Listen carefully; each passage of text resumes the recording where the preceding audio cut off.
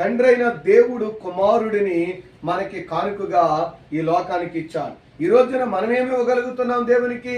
ఈ రోజున క్రిస్మస్లు మన జీవితంలో అనేకమైన క్రిస్మస్లు, అనేకమైన పండుగలు మన జీవితంలో ప్రియులారా మనం చేసుకుంటూ ఉన్నాము. అయితే ఈ రోజున దేవుడు అడుగుతున్నాడు, నీవేమి ఇవ్వగలుగుతున్నావు క్రిస్మస్ అంటే?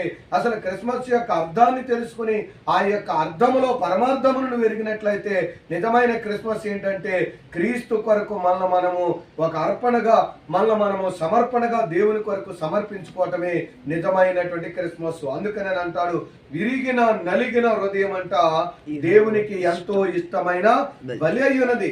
ఏముండాలి దేవునికి? ఏంటండి ఇష్టమైందంటే విరిగిన నలిగినటువంటి హృదయంతో దేవుణ్ణి ఆరాధించేటువంటి వ్యక్తులుగా మనం ఉండాలి. పరిశుద్ధ గ్రంథమైన బైబిల్ గ్రంథంలో ఇచ్చి దేవుని ప్రియులారా గణపరిచి దేవుని కొరకు ప్రయాసపడినటువంటి వ్యక్తులను బైబిల్ గ్రంథంలో నుండి మనం చదివినట్లయితే